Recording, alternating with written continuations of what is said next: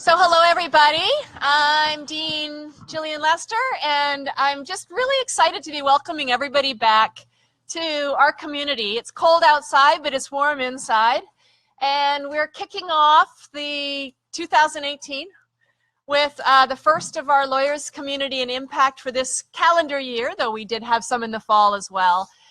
For those of you who've participated in this series before, joined us, the idea behind creating it was that, we learn a lot in the classroom, and we have a wide world around us in which so much vital social, political, global activity is going on that for which the law is relevant, for which the law is a tool, or the law is part of the architecture.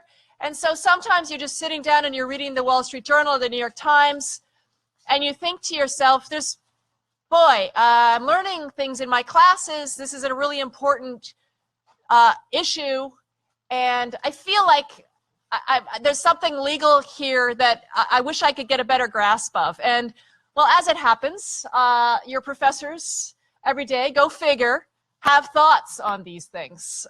Beyond what they're teaching you from the case books are a group of fantastically interesting, sophisticated observers and scholars of the world at large and how the law applies to it and is influenced by it.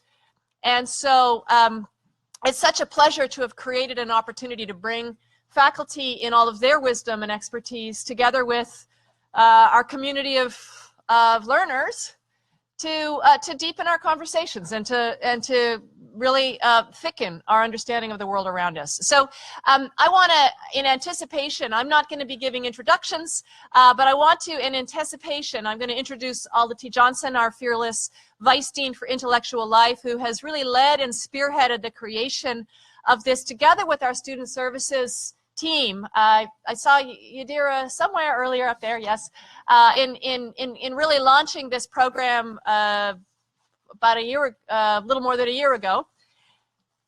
So I want to, before I sit down and in anticipation of Alda introducing the speakers for today, I want to thank everybody. I want to thank Yadira. I want to thank Alda for doing the great work that has created this series. I want to thank our faculty panelists. I'm as excited as you are to hear from them, and I want to thank all of you for being part of a process of creating good conversation and thoughtful engagement here at Columbia Law School. With that, I give the podium to Alda. Thank you. Is this on? Okay, it is. Everyone can hear. Okay, thank you, Dean Lester, for that introduction and for framing the series, which was really started out of Dean Lester's leadership and was incubated during a time when Professor Jamal Green was Vice Dean for Intellectual Life. So I feel like I'm picking up the baton. One of the things I want to say about this series or these events is that they're really inspired by you. For one, when we started it, it was in the response to students really urging us to connect the kinds of things we're talking about with the kinds of things you're talking about more explicitly in these kinds of fora. So it really was generated by student activism and pressure. But it also, the ideas for specific topics are generated by conversations with you. In fact, I sort of vetted these topics with students last semester, and this is how we came up with these. And that's also to say that's an invitation to have conversations with me and with Dean Ramos Herbert if you have other ideas of things that you want on the agenda. The other thing I'll just mention is to, actually I have a few other things, is one, look at the Lawyers Community Impact website. It often has additional materials. It tells you about past programs, and it will keep you informed about future programs. It's not the only thing, of course, that's happening in our community this spring. So also follow LawCal and other ways of finding out about symposia that are being organized this year. And obviously there are a lot of student events, but a lot of faculty centers organize talks, major conferences. So please keep an eye out for those. I'm not going to mention each one, but I hope that students really feel that you can participate in our intellectual and legal and political and cultural life here. Just some logistics. What we're going to do is we're going to have the panelists talk about the range of issues that we've identified. I may ask a few questions, time permitting, and then we will open it up for questions. Be sure, please, to use your microphone. One of the things I should mention is that because we are so modern at Columbia, this is being Facebook Live, what do you call it, Facebook Lived, or Facebook Live streamed. And so, as a result, I just want you to know, since what you're saying is being broadcast to a broader public. Okay, so with that, let's get talking. So first, we have Alex Raskolnikov, who's the Wilbur Friedman Professor of Tax Law, and he's going to talk to us about the implications, as he sees them, of the recent tax law. And then we'll have Suzanne Goldberg, who's the Herbert and Doris Wessler Clinical Professor of Law, and she's also Executive Vice President for University Life, where she gets to put on a lot of this programming for the university generally. She's going to talk about the recent sexual assault and harassment related events that are making headlines, what we can learn, what we can expect to change as a result. And then we have Professor Jamal Green, who's the Dwight Professor of Law, and he's going to talk to us about issues related to partisan gerrymandering. Many of you know that issue's before the Supreme Court, so he's going to talk about that and the issue more broadly. So with that, I'll turn it over to Professor Raskolnikov. All right, thanks, Ality. I guess I'll stand up. Kind of getting warmer too. Hello. So I'm going to try not to talk for too long, and then I'm going to leave around 1 o'clock because I teach at 1:20, and it's going to take some time for me to get over there to the big classroom on the other side. Okay. So no, I'll have to go get my notes, the case book, All right. So we just had a major tax reform enacted. You probably all know that. How big? No, it doesn't work. Don't work. Let's try this. How about that? No? Okay. Hello. So, how big is the tax reform? The Internal Revenue Code is called the Internal Revenue Code of 1986 because that was the major change. They didn't rename it Internal Revenue Code of 2017, but it was comparable. So it was the biggest change since 1986, and it's probably going to, well, actually I was going to say it's probably going to be the biggest change for a while, but now we're in the new world. It was enacted with simple majorities, so that didn't used to be the case, and so now it's totally conceivable that if Democrats are in power, they'll just, reverse all of this by simple majority and do some other things. Okay, so the two major things to talk about when you think about tax reform are effects on the economy and the distributional consequences. I'm going to start with and spend more time on distributional consequences because the effects on the economy are more or less clear. So I'll talk a little bit about them at the end. Okay. So when you think about distribution, I thought I'd start with this one. So this is average tax rates in 2012 throughout the income distribution. And does this work? I guess I'll use this one. So you can see I'm just about to teach it in basic tax. So progressive system means average rates go up with income, and they do all the way up to top 1%. But then once you get inside top 1%, they start going down. And the reason is not some schemes or loopholes, or the main reason is very clear, and that's because we tax capital gains at a lower rate than ordinary income. There's a special kind of gain that is taxed, I guess then it was maybe 15%, and now it's 20%. So when Warren Buffett says, I pay tax at a lower rate than my secretary, that's what he's talking about. His ordinary income rate, like his tax bracket rate, when he was saying it was like 40%, but most of his income was capital gain, and that was taxed at 20%. Okay, so this is Washington Post. You know, if you want to say we don't have enough progressivity, you know, rich are not paying enough, you're putting up graphs like this. This is Tax Foundation. This is a conservative think tank, and they say, well, so imagine if we had a proportional tax system, the bars in green and red would be sort of the same. If everybody paid 10% or 20% or whatever fixed percent of their income in tax, the share of income earned and the share of taxes paid would be the same. They're obviously not. So this is kind of Mitt Romney comment. You see that the bottom 40%, this is just income tax. There are other taxes, and so I don't have time to go into that.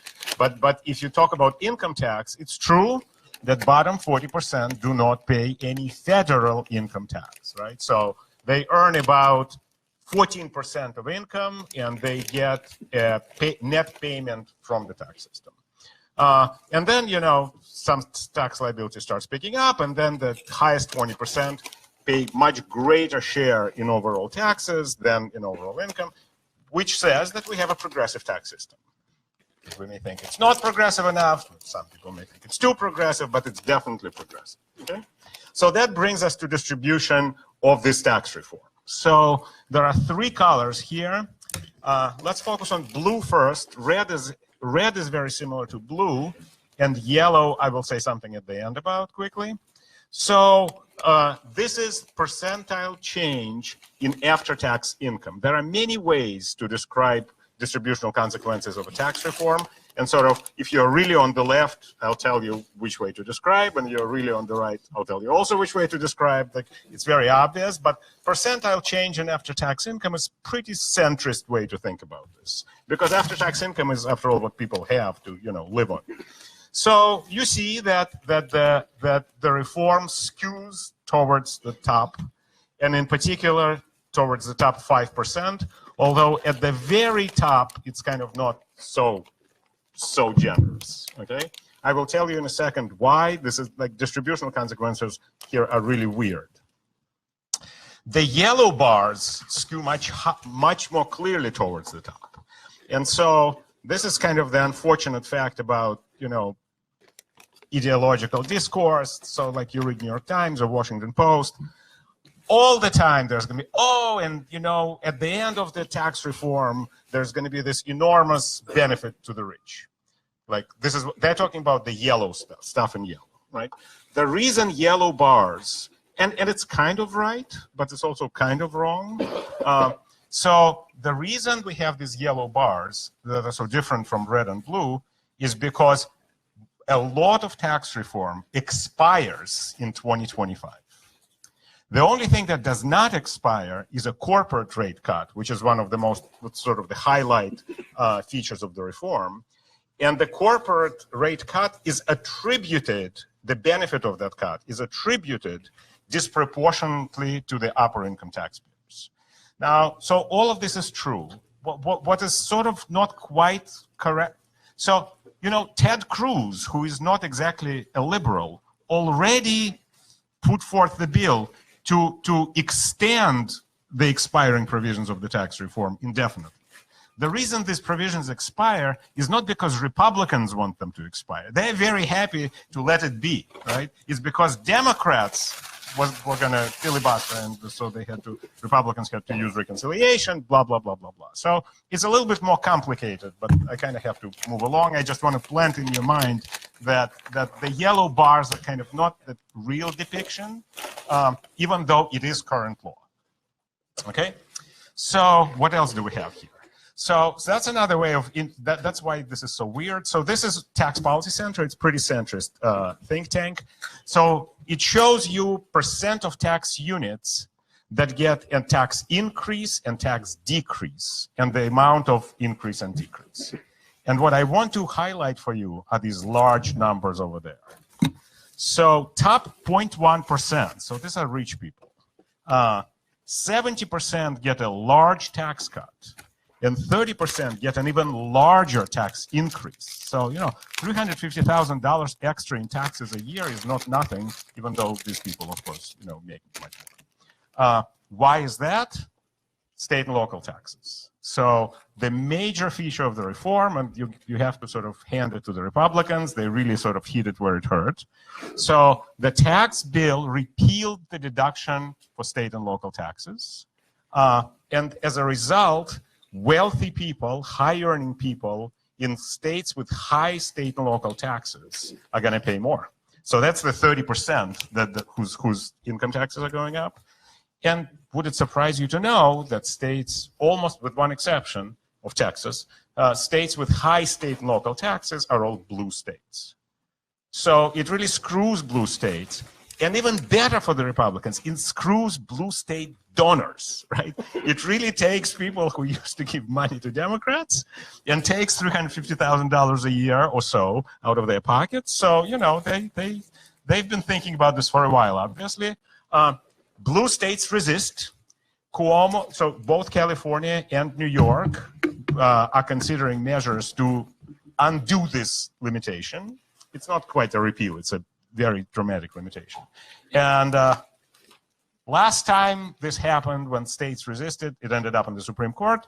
It's going to be litigated. You know, it's pretty sure that Democratic governors are pretty serious about not letting that happen. And IRS is going to litigate. Okay. This is a little bit of stuff for you.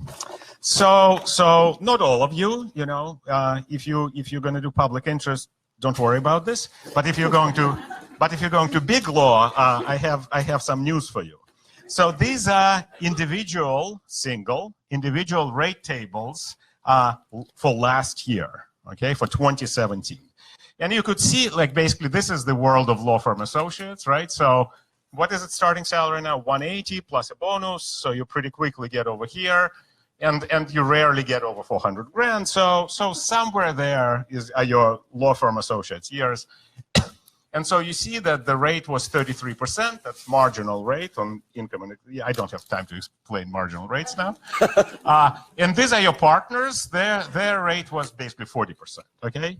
So 33 for you last year. Not everyone, you know. 33 for law firm associates and basically 40% for partners. So ready for this year's tables? All right, that's this year's table. So your rate went up and partners' rate went down. I'm sorry to tell you that.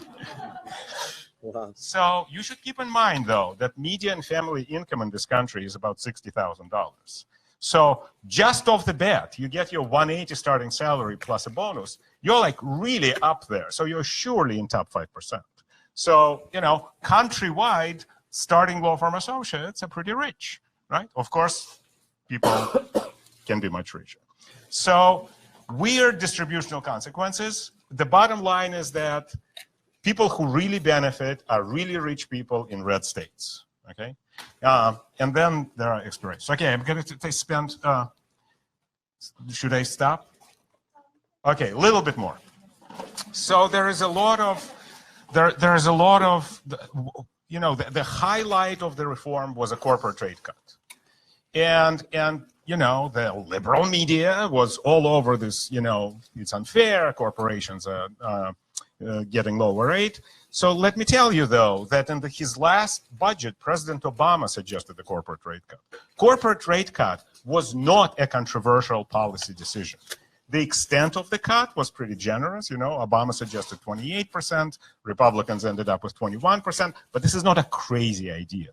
I don't have time to explain why, but we'll move on. But there was a crazy idea that became law in this bill, and that's this extra 20%. It's called deduction. It's not really deduction. It's just reduction in tax rate for so-called pass-throughs, and that's why it's crazy. They didn't need it. They're already subject to one level of tax, and tax rates went down. But they are becoming more and more important segment of the economy. So this is the change in overall business income by entity type. And what you see is that corporate income has gone down. Sole proprietorships, like individual businesses' income has gone down. What's gone up is S corporations, which are like non-taxable, basically like partnerships and partnerships, right? So these guys, you know, that's where more and more income is being generated. And so this is the distribution of business income by households. And what you see, all of this, not surprisingly, is very concentrated at the top. But what I want to show you is that, so these are corporations, right? It's pretty concentrated at the top. But these are pass-throughs, these are partnerships and S-corps. So this is like the type of income that's the most concentrated at the very top of the distribution. And they just got a pretty significant tax cut.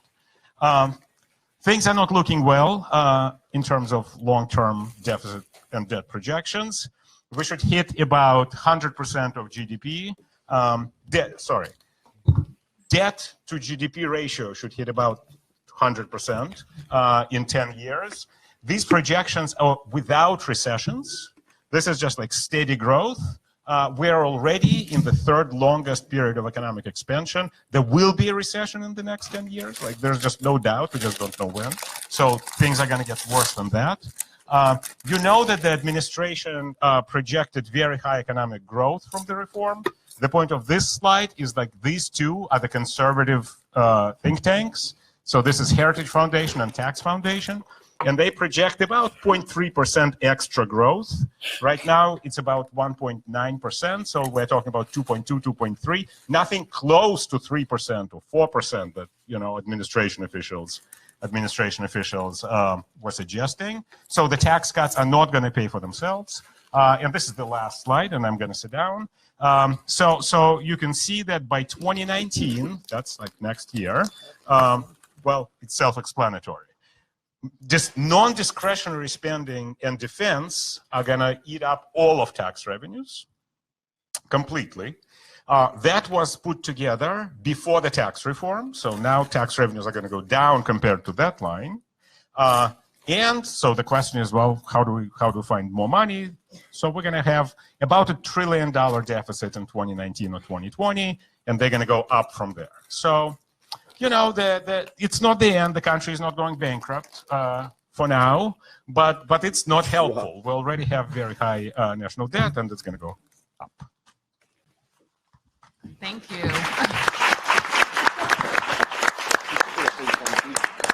Yes.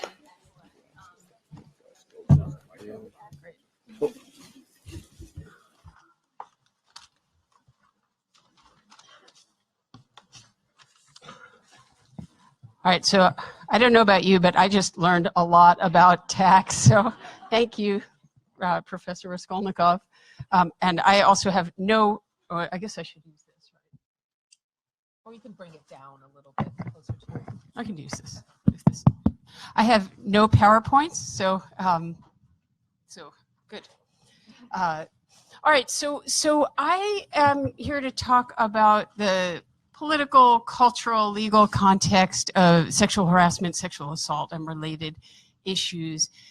One of the most but to say a word more generally first, one of the most amazing things about being a lawyer in challenging times, as we are certainly currently in, is that there is just so much to do and an endless array of areas in which you might deepen your expertise and jump in, either with your legal skills or your other human being skills that enable you to participate in civic debate and writing and reading and talking with people. So it's really, as challenging as some of these issues are, it's also just a fantastic moment to be here and be part of the legal community. So with respect to sexual harassment and sexual assault, it's really kind of an extraordinary time. It's an extraordinary moment. And I think a key question for all of us is, how long will this moment last? And what might we do to get to both, from my perspective, expand and broaden and deepen this moment and create sustainable change out of it? So I'll talk to you about 3 different areas. I'm tempted to come in front of this thing because I don't, are we able to put it down? I don't do PowerPoint usually, so I don't like to touch the screen.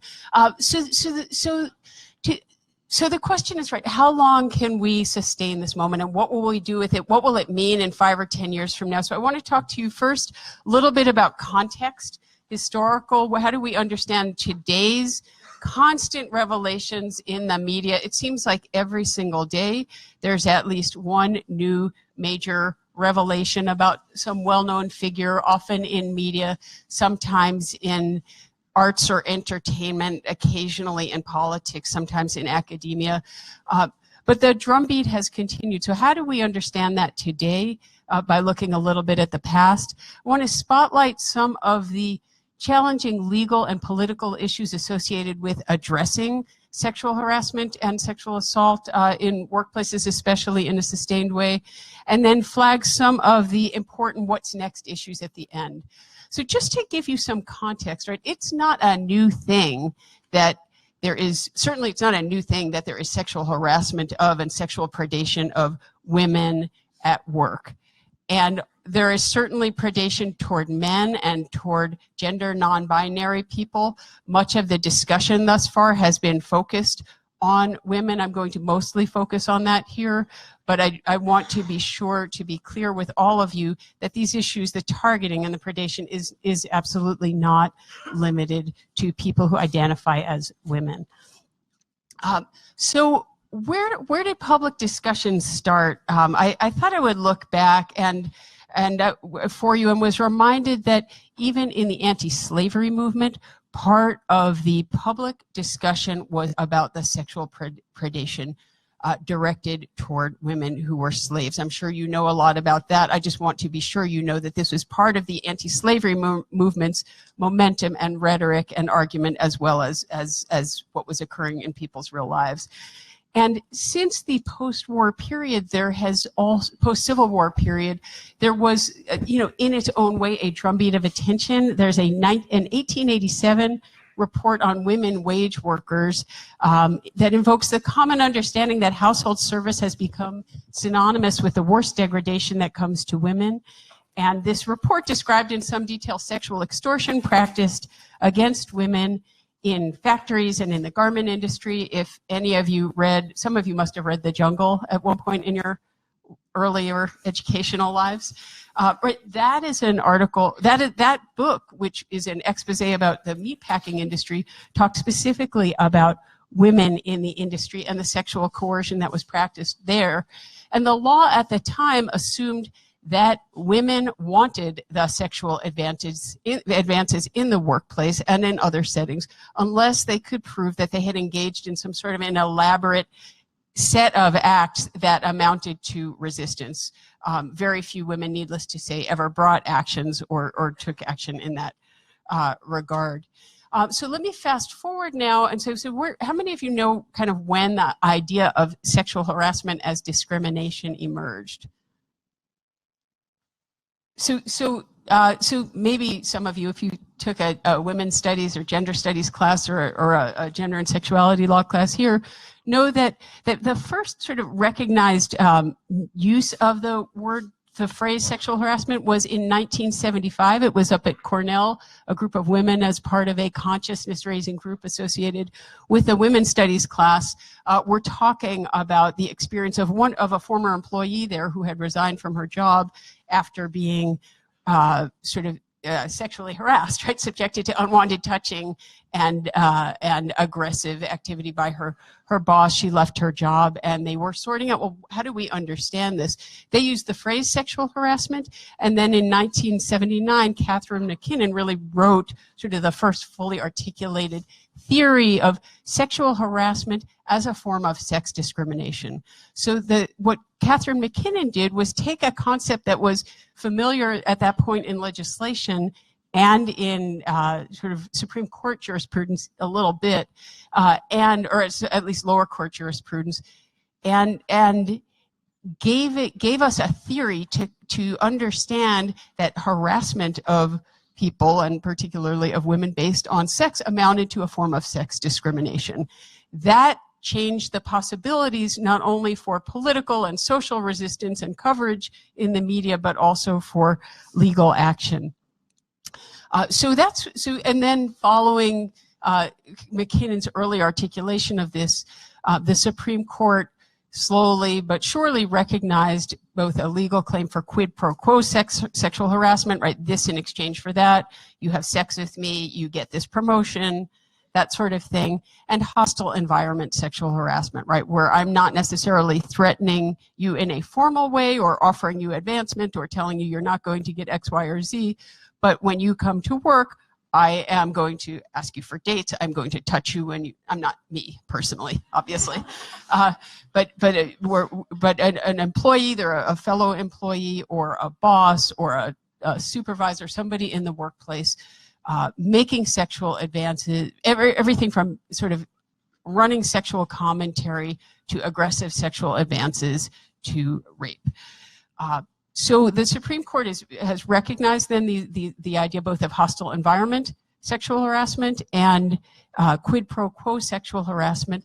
And so where we are today, so this was all in the 80s, this was happening in the 70s, the 80s, the 90s. The court recognized same-sex sexual harassment was a possibility in 1998. But again, going back, this isn't news, right? So in 1976, there was a magazine called Red Book, and it did a survey of, I guess, its readers that showed 80% of the survey respondents had encountered sexual harassment at work. Have any of you ever seen the movie 9 to 5? Ever heard of it? Jane Fonda, Lily Tomlin, Dolly Parton. So that movie is all about women in a workplace seeking revenge against their sexually harassing boss. When was that movie made? 1980, right? So there has been steady coverage in some ways of sexual harassment. What makes this moment different? I think there's a lot we might say. Certainly it follows on a lot of attention to sexual assault in the military and then sexual assault on college campuses. I think it also, some of the strength in responding to sexual harassment in the workplace now draws on the power of the Black Lives Matter movement and an increasing refusal, unwillingness to tolerate what has, in a mainstream way, what has sort of been, if not accepted and legally embraced, but a very common practice of women and others going to work and trying to do their work, but being targeted in ways that make that not possible. So there's a lot to say, but let me just flag a couple of the big legal issues right now that are coming into focus thanks to the sustained attention that we are getting. And I guess I should also say, of course, one of the things that makes today different from when Red Book was doing its survey in the 1980s, or Ms. Magazine was putting this issue on the front cover, is social media and the Me Too movement and the What About Me movement and the range of movements that have enabled not just reporters to be the ones speaking, or not just business managers to be the ones speaking, but also individuals to speak more openly about their experiences and organize on that basis. I don't think there's no question we wouldn't be where we are now if people who hadn't been targeted people who had been targeted for sexual harassment couldn't be talking to each other. So what are some of the key legal issues? And do I have like 2? Okay, 30 seconds. Non-disclosure agreements, very difficult to win these cases, so there's not a big bar of lawyers willing to take these cases. A lot of doctrinal difficulties. The law doesn't reach a lot of places, in many ways doesn't reach people doing domestic work, very difficult for people working as freelancers. So what now? A lot more data gathering is happening, including, for example, funds both in private businesses and in legislatures, including Congress, to pay off sexual harassment allegations and sexual assault allegations. Transformed approaches to training in workplaces, because we know more, both through the empirical, both through the implicit bias work that has been done, but also just a lot more data about what actually works and doesn't. Increased funding. You probably saw that Women in Hollywood and others in Hollywood are starting a major legal defense fund that is going to help fund lawyers and fund some of the advocacy in this area.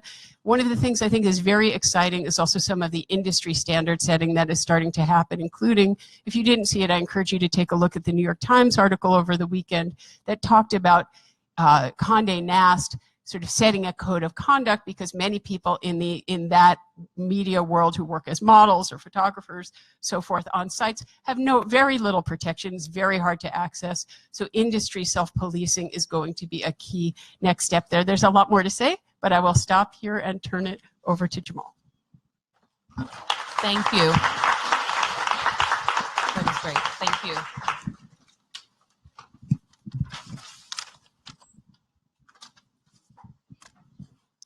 it's on. Is this on? All right. Thank you. I'm actually going to put this back up. Sorry. No, it's okay. I won't have. I don't have PowerPoint, but I do have a couple of pictures I wanted to show you. I wanted to talk a little bit about partisan gerrymandering, which has been in the news recently, largely because of a Supreme Court decision. Let me just. Largely because of a Supreme Court case that is in front of the court right now, a case coming out of Wisconsin, and the court has since added a case from Maryland to the grant of cert. And I want to say just a little bit about the background of partisan gerrymandering. What is it? Where does it come from? Talk about a couple of what I'll call myths about partisan gerrymandering that I think are important to explode. And then say very briefly what one might do about it. So a partisan gerrymander occurs when a districting lines are drawn in a way that is designed to and has the effect of making it much more difficult for one's political opponents to win office. The practice itself is not new. It's not unique to the United States. Its origins that I'm aware of are at least in 16th century England, when so-called rotten boroughs would be created, really created out of whole cloth. Right? We think about gerrymandering as shifting lines, but they were just creating districts out of nothing. But in the modern term, gerrymander comes from